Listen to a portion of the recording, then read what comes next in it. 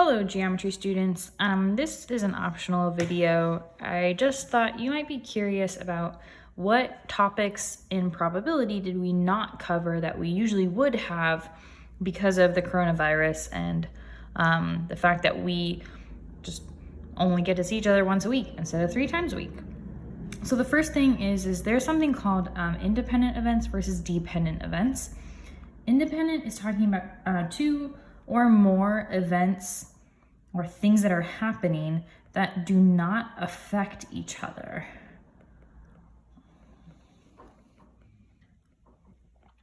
For example, if I go bowling and throw a bowling ball down the alley and then I go to flip a coin, the probability of me flipping a coin and getting heads is not affected by me throwing the bowling ball and the probability of me getting a strike. Dependent effects are events where the probability of the first event,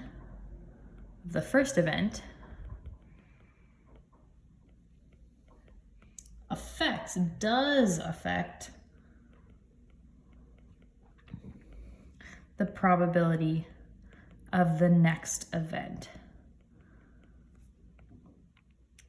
For example, if I am looking at a box of chocolates, the probability of picking out a dark chocolate changes after I've eaten a milk chocolate. Maybe there are fewer chocolates left and there are more dark chocolates than milk chocolate, so the probability would go up. So let's walk through a couple of examples if you're interested. For each situation below, write whether it describes independent or dependent events. Why? So LeBron James shooting a free throw and selecting a marble from a jar. These are independent events because they don't affect each other. The free throw and the marble are not related. They're not affecting each other. And specifically, they're not affecting each other's probabilities.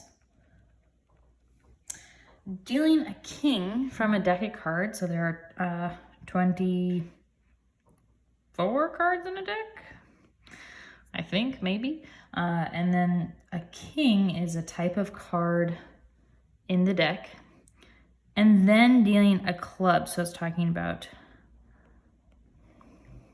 that type of shape without replacement. So you're not putting the card back. So these are dependent events because the number of cards in total, let's erase all this silliness, in total changes. So the probability of clubs changes too. Now here we have randomly choosing a book from a shelf, then putting the book back, so that's what replacing means, and then choosing another book again. Because you've replaced it, these are independent events. Our total number of books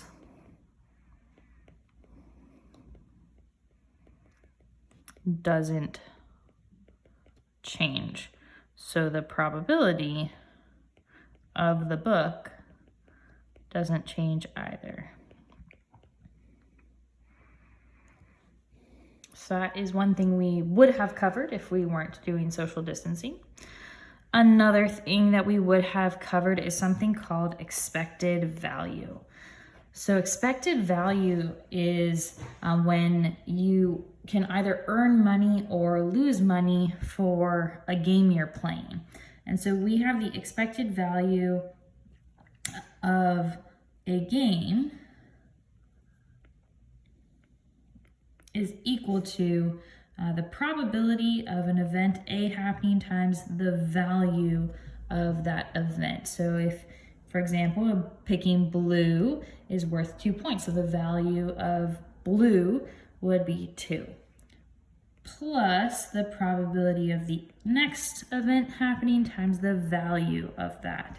For example, red is only worth 1 point, plus the probability of C happening times the value of C, and on for however many events there are. So let's see an example of how we would use this. Okay. So here we're gonna have, we don't have the spinner, but let's say we have a spinner here where we have 1, 2, 3, 4 sections. We'll say that split into 4. You can assume this is a fourth of the circle. Yellow is going to be made up of an eighth of the circle. Red is going to be made up of a fourth and this eighth. And then green is the last fourth. So what is the expected value of playing this game? Well, the probability of landing on blue, well, it takes up a fourth of the area, so it'd be 1/4, that's its probability, times its value, which is 2. So that's what we're multiplying by. Plus, we'll do yellow next. Yellow is plus 5 points, but its probability is only an eighth of the circle, so it'd be an eighth times its value, 5.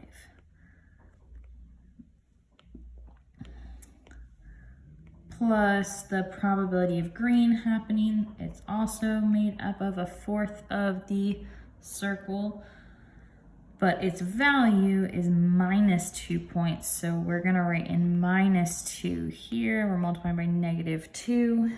And then the last one we need to add in is the total red probability, which would be both of these combined. Remember that adding fractions, we need a common denominator, so we'll multiply by 2/2. 2/8 plus 1/8 plus 3/8. So the probability of landing on red is 3/8 times the value of red, which is just 1 point here. And now basically what we're gonna do is we're gonna figure out all these numbers and then we'll add them all up. So expected value, remember multiplying fractions, 2 times 1 is 2/4, 5/8, -2/4, plus 3/8. So we can then add the, make sure that we need common denominator, so we'll multiply these by 2/2, and we'll get 4/8 plus 5/8 minus 4/8 plus 3/8. So then we'll add, since we're adding fractions, we just add the numerators up. So 4 plus 5 is 9, minus 4 plus 3/8. 9 minus 4 is 5, plus 3/8. Well, 5 plus 3 is 8. So our expected value is 8/8, which equals 1. So we can expect to win 1 point while playing this game. Not while. When we play this game. So if we decide to play the game, we can expect to win just 1 point. Now, the last 2 things that I want to talk to you about are really what we would have spent the majority of this unit on, and it's different probability models.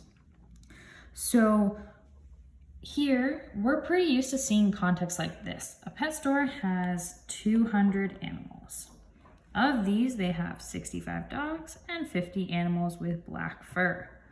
If there are 35 dogs with black fur, and we're gonna pick a random animal at the store to pet. So what we would do right now is we're gonna make a 2-way table. So we have dogs and not dogs.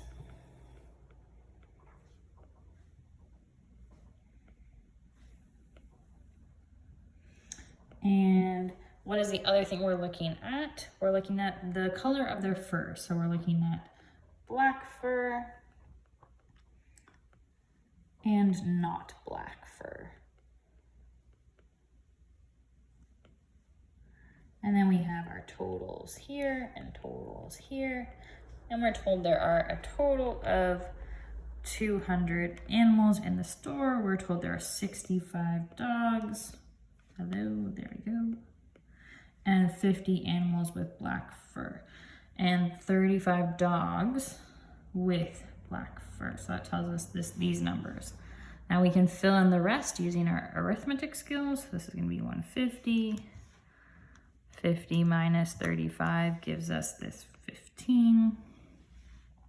200 minus 65 gives us this 135. This is going to be 30, and this should be 120. Okay, so the other things we would have worked on in this unit are making what we call a tree diagram and an area model. So an area model, we're going to start there, comes from the idea that in a rectangle,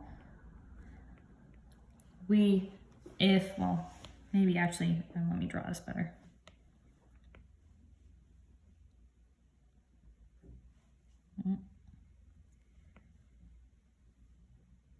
There we go. Okay, so it's not just a rectangle, but really it's a square. It's a 1 by 1 square.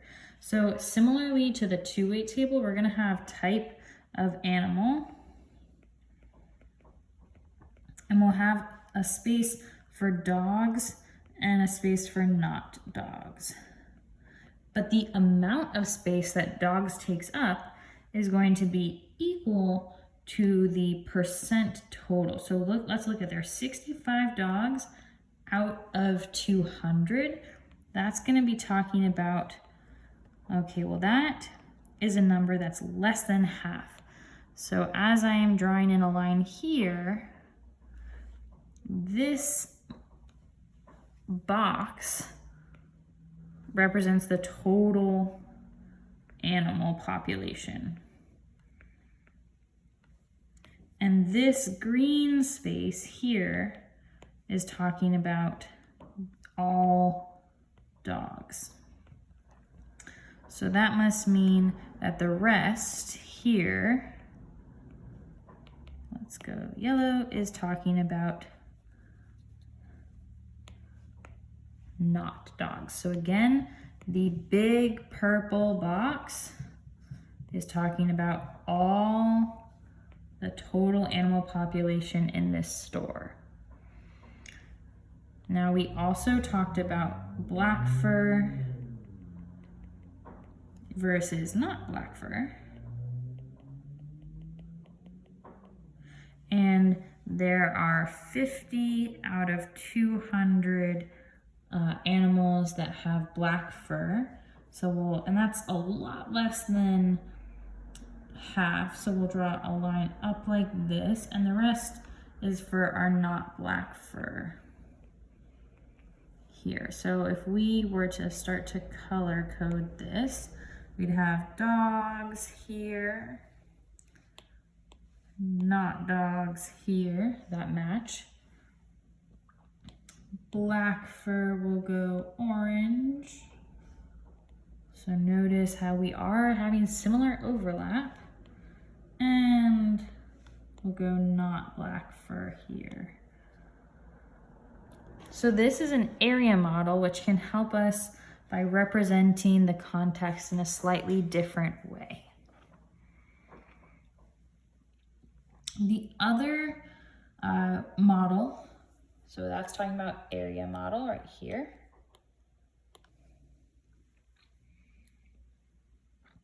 The other model is called a tree diagram. So in the tree diagram, we're going to start at the pet store and we're going to make a tree. From the pet store, you can make a decision. You can say, I want a dog.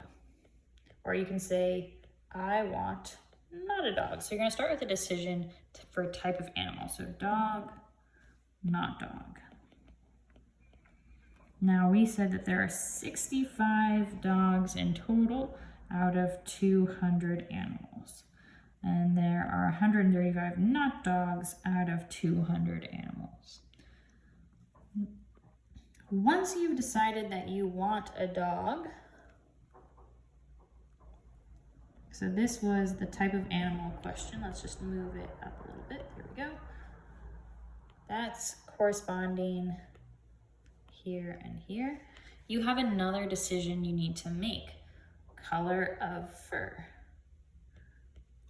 You could decide I want a dog with black fur, or you want a dog with not black fur.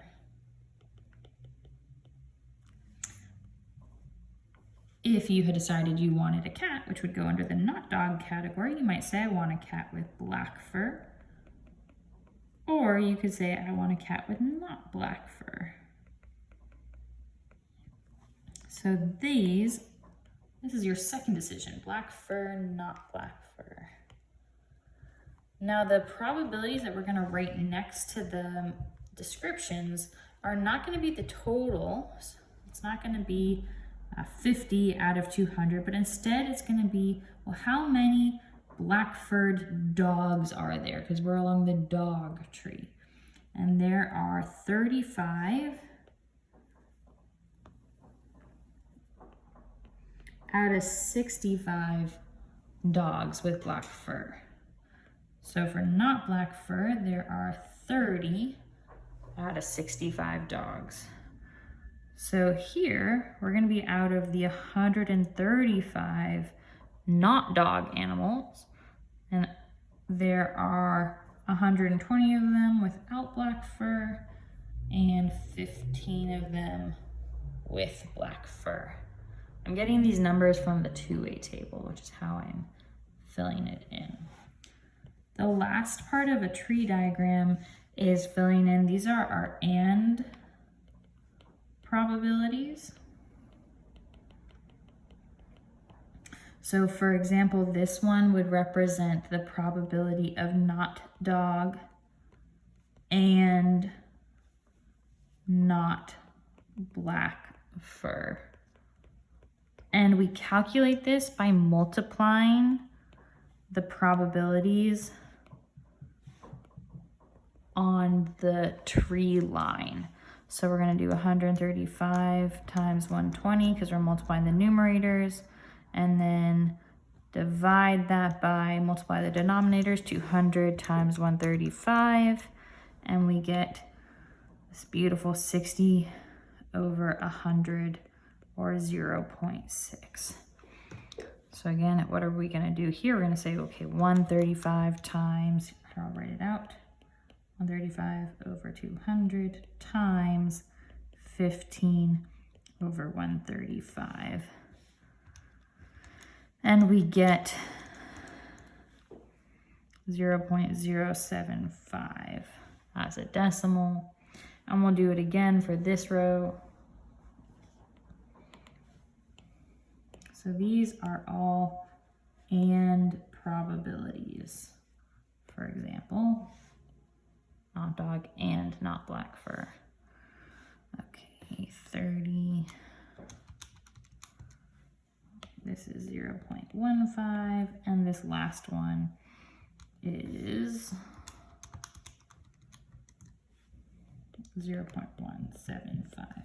And if we do a quick check, all these probabilities below should add to 100%, or 0.1, or sorry, 1.0, not 0.1. And it does, equals 1. And if we add up these two and these two, they should add to 1. And if we add up these two, they should add to 1 again.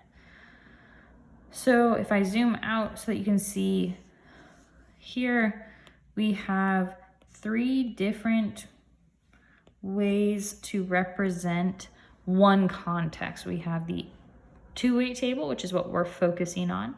We have the area model, which looks similar. And then we have the tree diagram, which is very different. So these are things we would have covered in geometry if we weren't only meeting once a week and over the internet. So if you want to explore these deeper or want to practice a couple with me or have questions, please ask.